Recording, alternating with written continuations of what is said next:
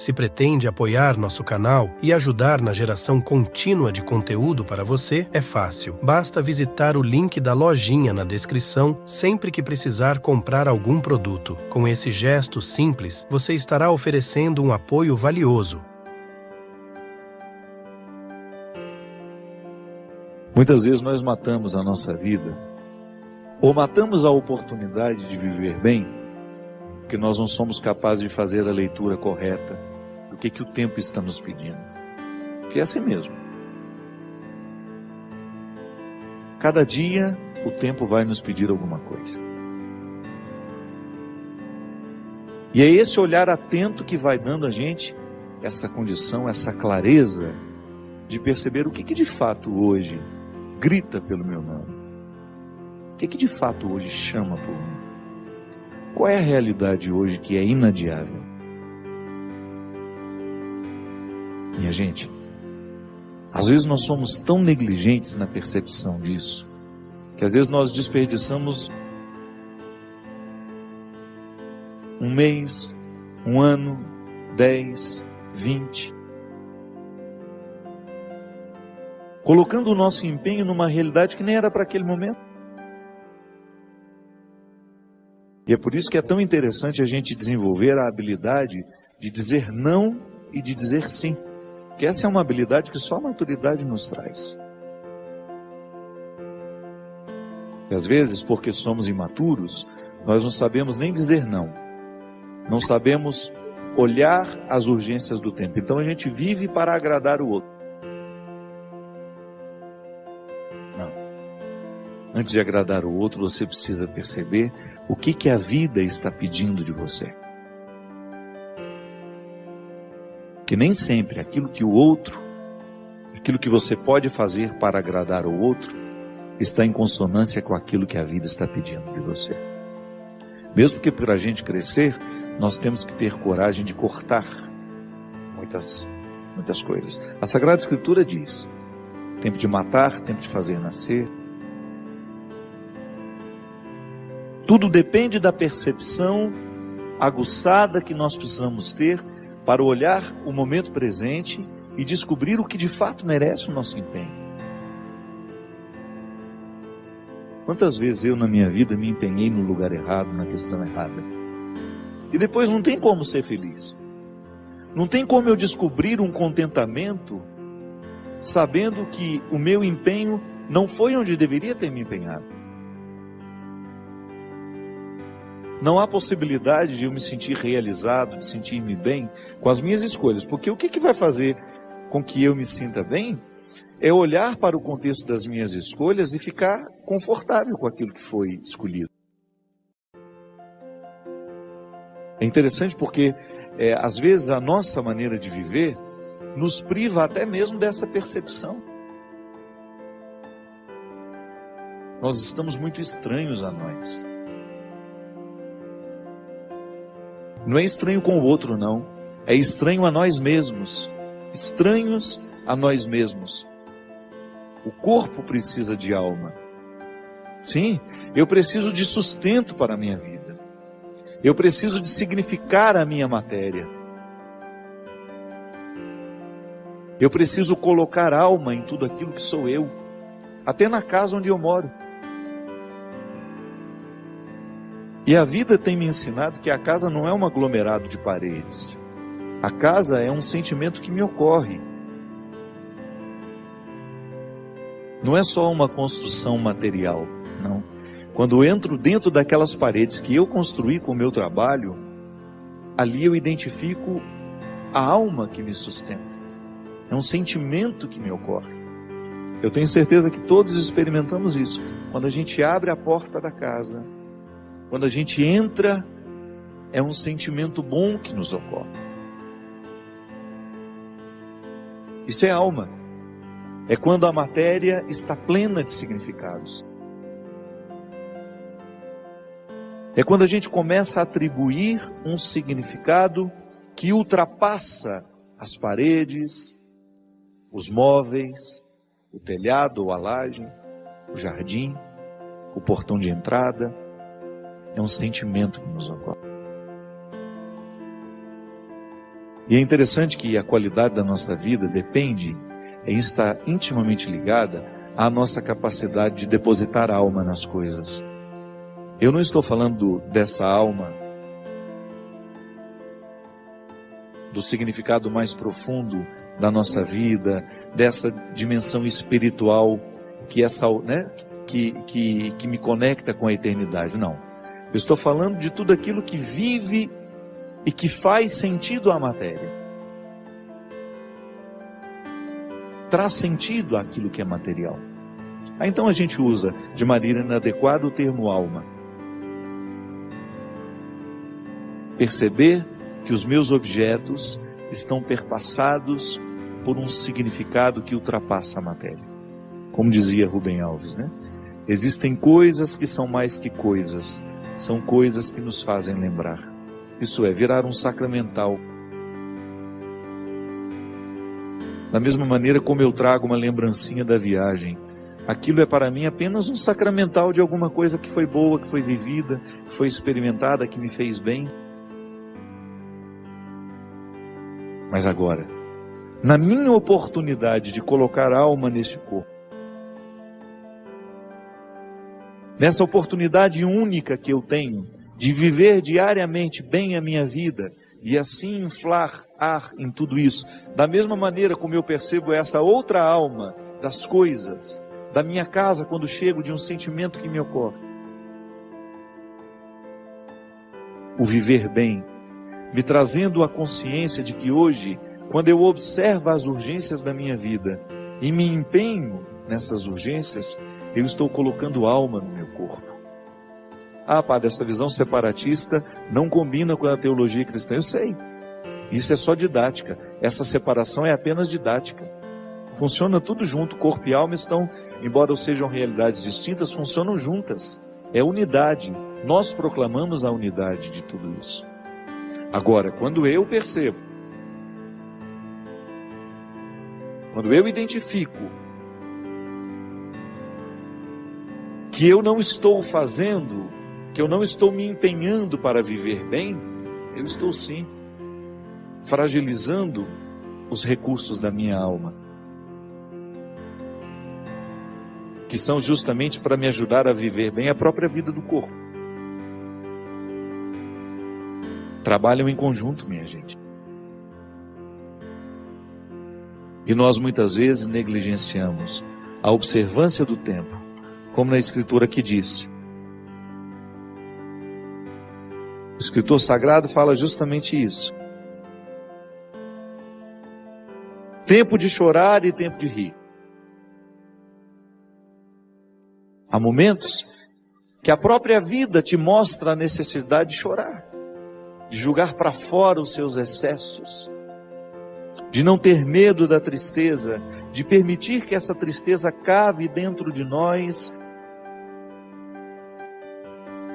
as suas riquezas e que nos ajude a encontrar a pedra preciosa que só o sofrimento poderia nos levar a conhecer. Depois vem o riso. O riso não nasce por acaso. A gente já cantava aquela música também, né? Ando devagar porque já tive pressa e trago esse sorriso porque já chorei demais. O sorriso é o resultado da lágrima bem chorada. O sorriso é o resultado final de um processo de luta que nós estabelecemos, de observar dia a dia qual é o empenho que aquele dia me pede, o que hoje eu preciso fazer para ter o direito do sorriso amanhã. E é bom, você sabe por quê? Porque à medida que nós estamos passando o perrengue, sabendo que ele será construtivo, já nascem pequenos sorrisos ao longo desse processo. Quando a gente fala de um sorriso final, é apenas a metáfora de um processo bem feito, bem vivido. Tempo de abraçar, tempo de se afastar. Quanto sofrimento, né? Em perceber o distanciamento como necessário ao crescimento do outro. É aquele filho que vai embora para estudar. Não dá para reter filhos. Por isso que é tempo de abraçar, é tempo de cuidar, é tempo de estar junto. E vai chegar um momento em que esse afastamento será necessário. para o próprio curso da vida, depois volta. Mas num primeiro momento a gente precisa do distanciamento. É a urgência do dia. Chegou a época, é preciso estudar, é preciso buscar um futuro fora daqui. Minha gente, quando nós observamos o movimento do tempo e as suas urgências, a gente entra dentro do contexto de uma sabedoria irrenunciável à nossa realização humana. Tempo de rasgar, tempo de costurar. Se a gente não tem coragem muitas vezes de rasgar algumas realidades, depois jamais conseguiremos viver a libertação dela. Hoje até escrevi sobre isso. Muitas vezes nós lamentamos perder. E quando na verdade a gente vai observar aquilo que a gente perdeu, não foi perda, foi libertação. Quantos relacionamentos precisam ser rasgados para que depois eles sejam costurados do jeito certo? Fazer cair por terra todas as ilusões que nós temos do outro, ou todas as pretensões que nós julgamos em cima do outro. Não, o outro não tem que corresponder às minhas expectativas. O outro tem que ser ele. Se por acaso houve uma empatia comigo, ali construímos uma relação de amizade, se não, uma relação de respeito só. Mas é preciso rasgar. Nós precisamos viver o enfrentamento. O enfrentamento que depois vai provocar uma libertação em nós. Enfim, a vida sempre vai nos pedir uma observação. A vida sempre vai pedir de nós calma, paciência, porque com pressa nós passamos por cima de todas essas necessidades e não somos capazes de reconhecê-las. Você parou para pensar nisso? Que às vezes a vida não está dando certo, é porque você nem sabe exatamente o que você está precisando. Às vezes nós ficamos tão aflitos, tão angustiados, e não sabemos por quê. Faltou chegar ao ponto-chave. Faltou descobrir o ponto nevrálgico ali, onde de fato está iniciando o conflito. Paciência, né? A gente não tem paciência nem para descobrir o que está nos angustiando. É a nossa pressa, é a vida estranha que nós vamos vivendo. E é lamentável. Quando o amor próprio está em baixa, nós nos tornamos uma presa fácil para os vícios. Talvez você esteja necessitando dar uma olhada até nas suas amizades, né? É muito perigoso você identificar que no seu ciclo de amizades, isso é, de pessoas que exercem uma autoridade afetiva sobre você, estão aquelas que corroboram o seu vício. Estão aquelas que não lhe ajudam a vencer o que você precisa vencer. Talvez hoje o programa seja só para isso, para nos fazer pensar em quem mora dentro do nosso coração. Quem são as pessoas que realmente exercem uma autoridade sobre nós? E a partir dessa reflexão, minha gente, a gente ter condições de pensar o nosso processo de conversão com bastante crueza, com bastante realismo. Porque se a gente identifica que o nosso coração está alojando, abrigando inimigos, pessoas que não estão nem um pouco interessadas com o nosso crescimento pessoal, é também gesto de conversão a gente colocar essas pessoas nos devidos lugares. Porque quem quiser ter um coração puro, terá de ter coragem de mexer nas impurezas que tantas vezes nós alojamos dentro de nós. Primeira coisa, fortalecer-se. Você precisa ter uma vontade fortalecida. Santo Agostinho falava muito disso, da vida virtuosa. O que é a vida virtuosa? É você buscar no seu dia a dia, pisar na cabeça dos defeitos, da mesma maneira como Nossa Senhora pisa na cabeça da serpente, na representação da imagem que nós conhecemos, a Nossa Senhora das Graças, né? Que pisa na cabeça da serpente. Santo Agostinho sugere a vida virtuosa até mesmo para os ateus, porque ele aprendeu isso lá na filosofia antiga, num tempo em que esses escritos, essas sugestões filosóficas eram para ateus, mas também para aqueles que queriam ser cidadão. Eu quero ser um bom cidadão na minha cidade. Platão, Aristóteles já falavam disso. A vida virtuosa como aquela que organiza a vida social. Agostinho já está falando numa perspectiva cristã.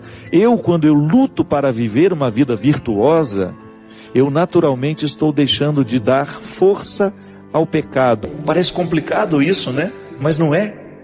Todos nós temos uma liberdade dentro do coração que nos foi dada por Deus. Mas que se a gente não administra bem essa liberdade, ela pode morrer dentro de nós. Nunca chega à tona. O que é a liberdade interior que a gente tanto fala? É essa capacidade que você tem de dizer não a uma realidade que você reconhece nociva a você. Quando nós perdemos a capacidade de dizer não a uma realidade que nos destrói, é porque essa realidade já se tornou viciosa. Ela se estabelece dentro de nós como um poceiro que invade terras que não eram suas, mas passam a ser pelo tempo em que ele se estabelece ali. É o que nós chamamos de uso capião. Se eu entro dentro de um terreno que não é meu e começo a plantar, fazer ali a minha cultura, daqui a pouco eu entro na justiça e vou requerer o direito de que aquilo é meu. O vício não faz outra coisa na vida da pessoa.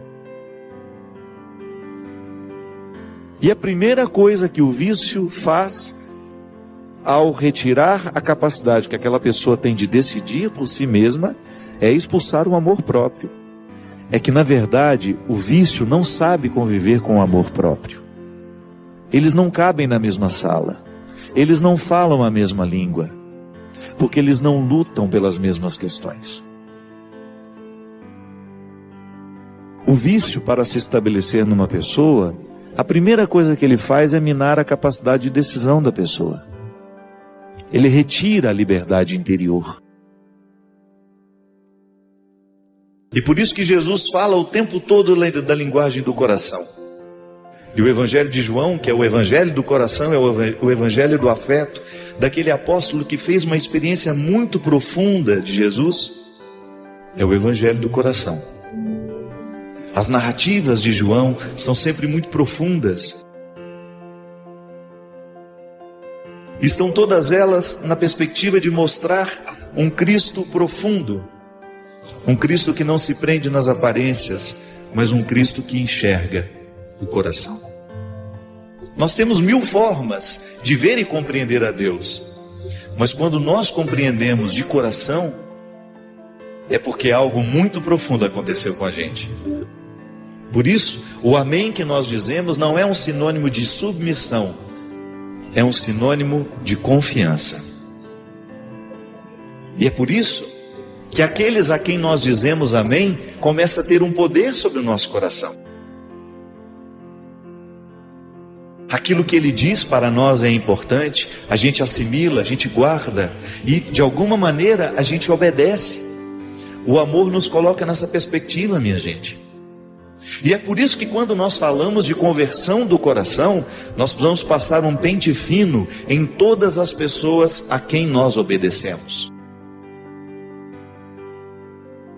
Porque definitivamente, se eu quero ser um discípulo de Jesus, o amor que eu amo e o amor que me é oferecido não podem ser opositores a este segmento que eu quero viver. Sabe, minha gente, para mim É um exercício diário que eu preciso fazer como cristão. Eu não posso permitir que no meu coração se alojem linguagens e vozes que sejam contrárias às vozes de Jesus em mim. Esse é um exercício de conversão. Para mim, como cristão, a minha identidade cristã carece de ser reforçada por vozes que me recordam quem eu sou. Ah, padre, mas como é que a gente fortalece a vontade? Cercando-se de coisas boas. Uma boa leitura, mudança de hábitos, cercando-se de pessoas que possam de fato contribuir com você. Tem tanta gente boa no mundo, eu sempre digo isso. Tanta gente especial no mundo, tanta gente brilhante do ponto de vista humano. E nós muitas vezes fechados nos nossos mundos, cultivando pessoas que não nos agregam, que não nos edificam. Mas você já parou para pensar que na experiência de amar e ser amado, nós também dizemos amém o tempo todo? Ou não? É até uma forma de você esmiuçar bem a qualidade do amor que você diz sentir. É a quantidade de amém que você diz àqueles que você ama. Não no sentido de ser submisso, não se trata disso. Porque a verdadeira obediência carece de ter liberdade interior. Quem não é livre não sabe obedecer. Quem não é livre fica submisso. Isso não é obediência. Porque obediência significa ouvir com o outro. Significa aí que tem uma parceria. Nós estamos juntos para decidir aquilo que é nosso.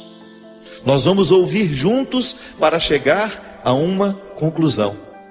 Da mesma maneira como alguém vai lá e abre uma porteira para a boiada passar, alguém de vez em quando precisa abrir a porteira da nossa vida para que a gente tenha condições de sair daquilo que está nos prendendo. Como é que abre essa porteira, minha gente? Desculpe até a expressão, né? Abre a porteira como? Através de uma palavra, através de um conselho bendito, ou até mesmo de um abrir de olhos que nos faz enxergar as coisas de um jeito novo, sem as opressões que muitas vezes os nossos inimigos íntimos colocam em nós. Por isso o amor é esse exercício de serviço. Eu sirvo aquele a quem amo, e aquele a quem me ama, também me serve. Não no sentido de sermos objetos um para o outro, não. No sentido de termos um significado profundo que nos faz ficar em pé. Então nós começamos a descobrir as parcerias neste processo de conversão. Quando nós identificamos que o outro está nos tornando cada vez mais aptos à ação de Deus em nós. Você olhar para os amigos e identificar, esse amigo aqui me faz ser mais de Deus. Esse marido me faz ser mais de Deus. Essa esposa me faz ser mais de Deus. Esses filhos que eu trouxe ao mundo me fazem ser mais de Deus. E você também pensar na responsabilidade do seu papel na vida dessas pessoas. Eu me lembro quando eu era menino, nas primeiras aulas que a gente tinha, a professora nos dava algumas lições e dizia para a gente, isso você tem que saber de cor. Não é assim? O saber de cor é como se a gente tivesse tido a experiência mais profunda que o conhecimento pode nos proporcionar. Eu já sei de cor, isto é, já está internalizado em mim. Já não pode ser retirado de mim, porque foi assimilado pelo coração. E Jesus nos ensinou que a maior autoridade, aquela que está superior a todas as outras autoridades, não é a medalha no peito, não é a profissão que foi dada pelo diploma, não é o cargo político que ele exerce, não. Pode até ser o rei, mas ele não tem autoridade efetiva nenhuma sobre mim. A verdadeira autoridade é aquela que nos faz servir. Olha que beleza isso. Na compreensão de Jesus, a verdadeira autoridade, o verdadeiro poder está nas mãos daquele que serve.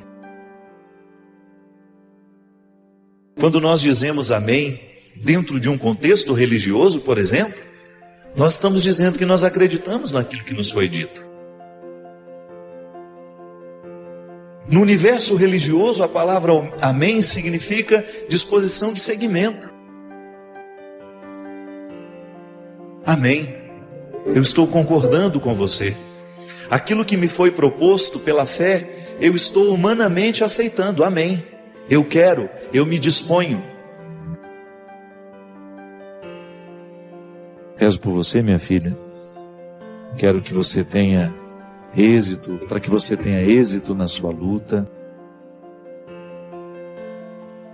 para que você volte a se amar, que você redescubra o seu valor como pessoa e que você não se renda a tudo isso que está lhe destruindo.